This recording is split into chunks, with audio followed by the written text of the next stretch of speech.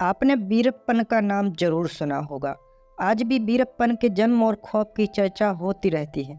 वीरप्पन इतना खूंखार था कि 3 राज्यों की सरकार ने वीरप्पन को पकड़ने के लिए सैकड़ों करोड़ों रुपए खर्च किए थे।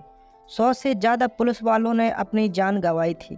वीरप्पन ने कई राज्यों के जंगलों से हाथियों और चंदन का सफाया कर दिया, तो वहीं एक बड़े फिल्मी सितारे और राजनेता का अपहरण करके फिरौती के रूप में करोड़ों रुपए कमाए थे। सरकार ने वीरप्पन को पकड़ने के लिए उस पर करोड़ों रुपए का इनाम रख दिया था। फिर भी वीरप्पन पुलिस की पकड़ से बरसों तक बचने में कामयाब रहा था। तो आखिर वीरप्पन कैसे बरसों तक आतंक फैलाने में कामयाब रहा? वीरप्पन के कुछ मशहूर कांड क्या हैं? वीरप्पन ने किस एक्टर और मंत्री का अपहरण किया था और वह कैसे पुलिस की पकड़ में आया? चलिए जानते हैं सब कुछ इस वीडियो में। पहले इस वीडियो को एक लाइक करके चैनल को सब्सक्राइब जरूर कर लीजिए, क्योंकि यह आपके लिए 1 सेकंड का काम है, लेकिन इससे हमारी काफ़ी बड़ी मदद होती है। दोस्तों, अपराध की दुनिया में तो यह वीरप्पन के नाम से मशहूर हुआ करता था, मगर इसका पूरा नाम कोसे मनुस्वामी वीरप्पन था। वीरप्पन का जन्म 18 जनवरी 1952 को तत्कालीन मद्रास स्टेट के गोपीनाथन नाम के गांव में हुआ था। अब यह गांव कर्नाटक के राजनगर जिले के अंतर्गत आता है।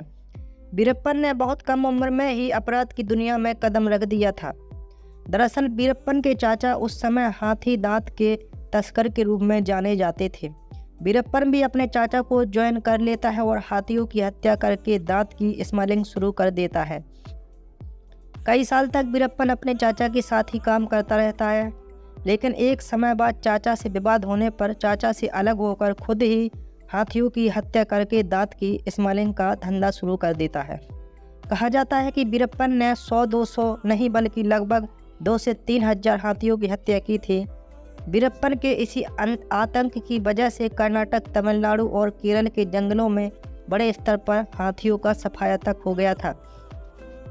हाथी दांत की तस्करी के अलावा वीरप्पन चंदन की लकड़ी की तस्करी के क्षेत्र में भी कदम रख देता है और देखते ही देखते वह इलाके का ही नहीं बल्कि भारत का सबसे बड़ा चंदन तस्कर बन जाता है।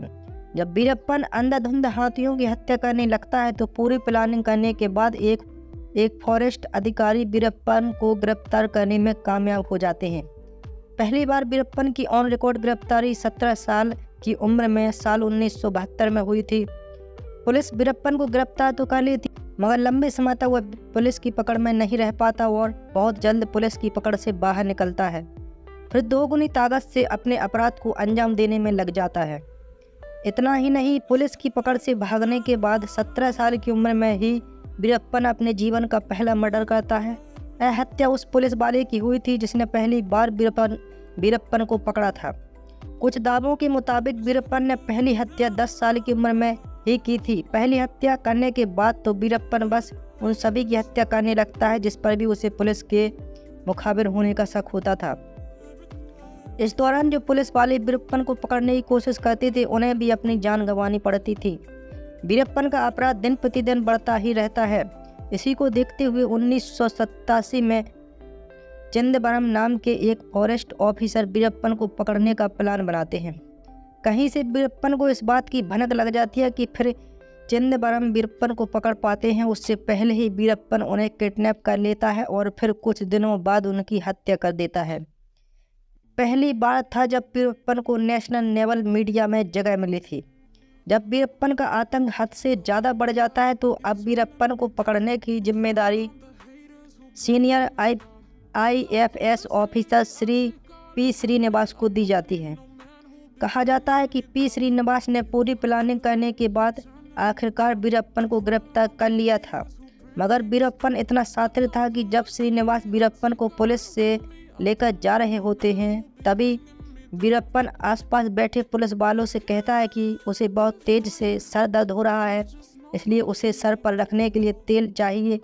आसपास बैठे पुलिस वाले ज़्यादा दिमाग नहीं लगाते हैं और वह वीरप्पन के कहे अनुसार वीरप्पन को सर में रखने के लिए तेल दे देते हैं, मगर वीरप्पन बड़ी चालाकी से उस तेल को सर में न रखकर बड़ी सावधानी से अपने हाथ में मन लेता है। चुपके चुपके हथकड़ी को सरका कर हाथ से निकल लेता है और फिर पुलिस वालों की पकड़ से भाग निकलने में कामयाब हो जाता है। वीरप्पन कितना शातिर था, इसका अंदाज़ा आप इस बात से लगा सकते हैं कि भले ही वीरप्पन पी श्रीनिवास की पकड़ से भाग निकलने में कामयाब हो गया था, मगर वो श्रीनिवास द्वारा पकड़े जाने की बात से इतना ज़्यादा नाराज था कि वह श्रीनिवास को ख़त्म करने की कसम खा लेता है और श्रीनिवास को ख़त्म करने की प्लानिंग में लग जाता है। प्लानिंग के तहत वीरप्पन अपने छोटे भाई अर्जुन को अपने साथ मिला लेता है और इससे कहता है कि किसी तरह तुम पी श्रीनिवास को यह यकीन दिला दो कि मैं सरेंडर करने वाला हूँ। वीरप्पन का छोटा भाई ऐसा ही करता और वह किसी तरह पी श्रीनिवास के संपर्क में आता है और उनसे कहता है कि अब वीरप्पन सरेंडर करना चाहता है। पी श्रीनिवास वीरप्पन की चालाकी को नहीं समझ पाते और वह इस झांसे में आकर वीरप्पन को पकड़ने निकल जाते हैं। जैसे ही 1991 में वीरप्पन और पी श्रीनिवास का आमना सामना होता है, वीरप्पन श्रीनिवास को गोली मार देता है। पी श्रीनिवास की हत्या करके वीरप्पन को शांति नहीं मिलती है और वह क्रूरता की सारी हदों को पार करते हुए श्रीनिवास का सिर काटकर अलग कर देता है। अपने साथियों के साथ सर से फुटबॉल खेलता है। वीरप्पन की इस करतूत की खबर से हर कोई शॉक्ड रह जाता है। कई पुलिस वाले इस खबर के बाद वीरप्पन को ख़त्म करने के लिए एड़ी चोटी का जोर लगा देते हैं, मगर वीरप्पन उन लोगों की पकड़ से दूर रहता है और वह लगातार हाथी दांत की स्मगलिंग और चंदन की तस्करी में लगा रहता है। अपना आतंक बढ़ाते हुए वीरप्पन अब किडनैपिंग में भी लग जाता है। वैसे तो छोटी मोटी किडनैपिंग वीरप्पन काफ़ी समय से कर रहा था, मगर 1991 में वीरप्पन कर्नाटक के एक बड़े ग्रेनाइट खदान के मालिक के बेटे का अपहरण कर लेता है और फिरौती के रूप में 1 करोड़ रुपए की डिमांड करता है और कई दौर की बातचीत के बाद 15 लाख फिरौती के एवज में वीरप्पन उस बिजनेसमैन के बेटे को आज़ाद कर देता है। अब तक तमिलनाडु और कर्नाटक सरकार भी वीरप्पन से बहुत ज़्यादा तंग आ चुकी थी और किसी भी हाल में वीरप्पन को ख़त्म करना चाहती थी। इसलिए एक स्पेशल टास्क फोर्स बनाई जाती है जिसका काम बस वीरप्पन को पकड़ना था। पी श्रीनिवास की हत्या के बाद सीनियर IPS अधिकारी पी हरिकृष्णा वीरप्पन को पकड़ने का जिम्मा अपने हाथ में लेते हैं। वह लगातार वीरप्पन पर नज़र रखना शुरू कर देते हैं। इस बात की खबर वीरप्पन को भी लग जाती है और फिर साजिश के तहत में वीरप्पन IPS अधिकारी पी हरिकृष्णा की भी हत्या कर देता है।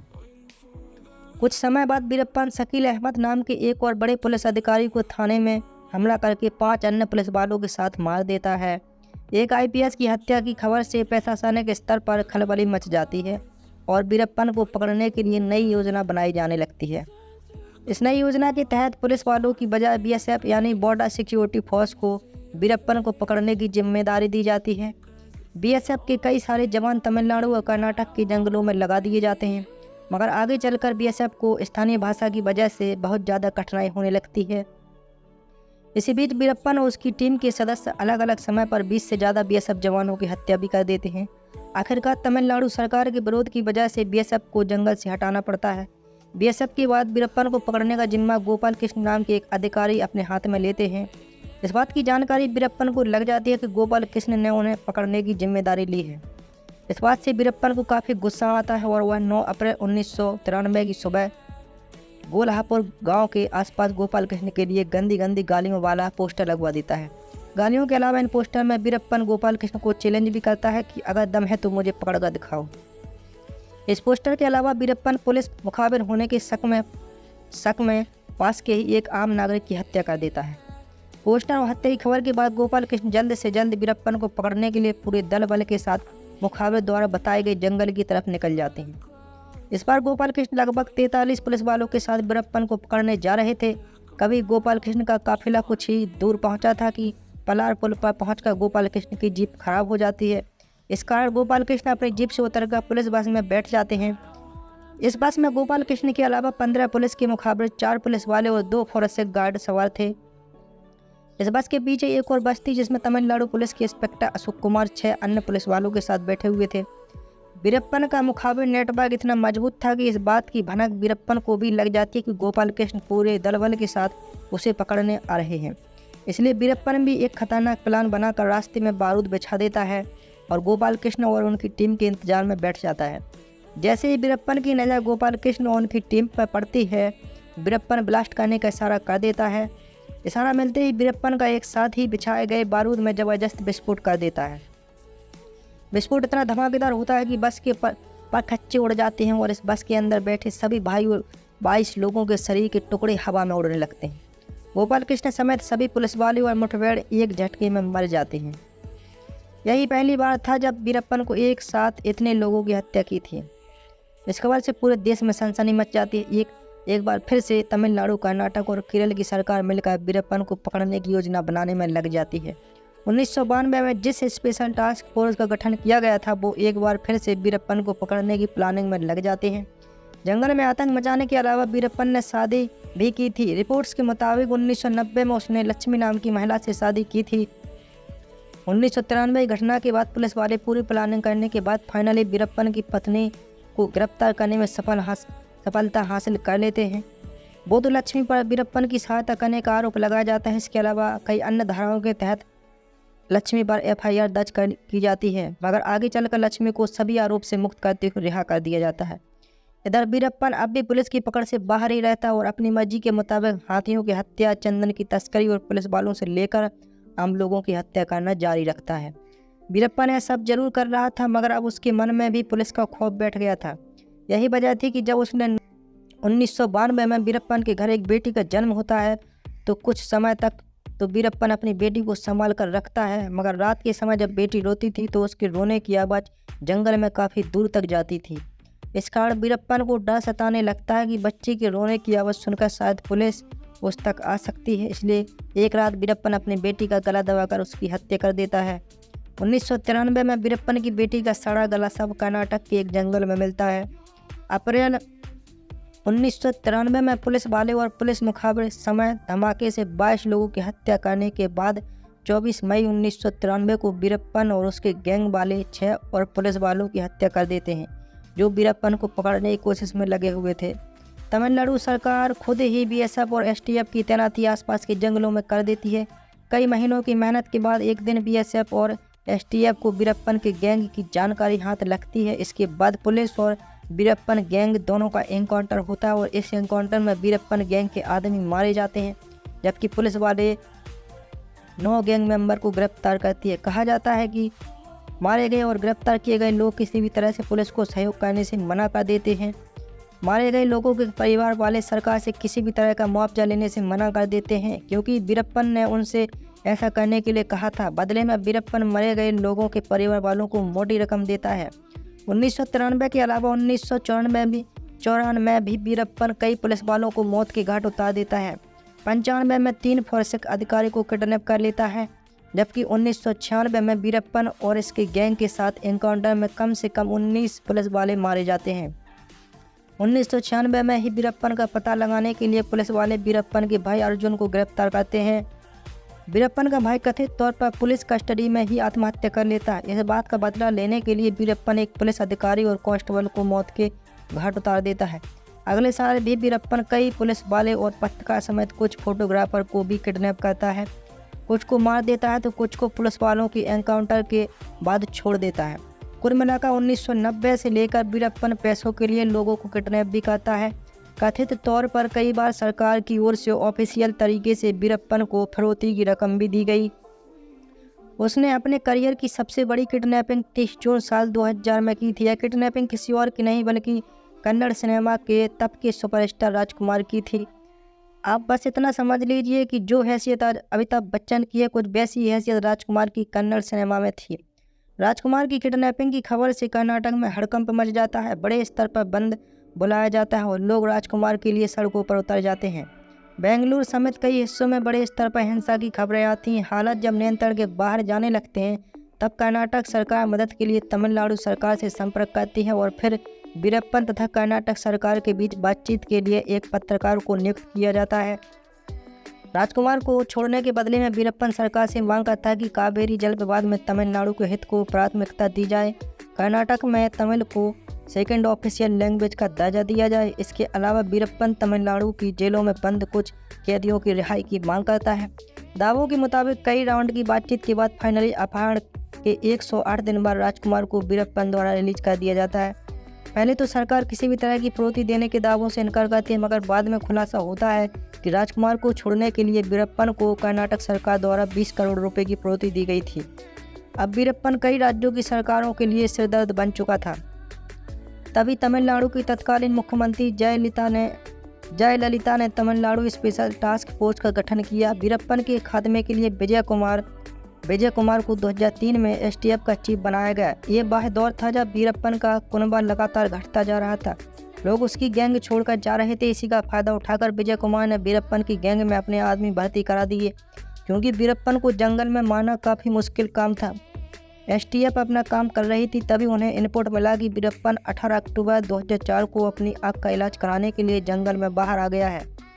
एसटीएफ चीफ विजय कुमार और उनकी टीम इस दिन का इंतजार बड़ी बेसब्री से कर रही थी।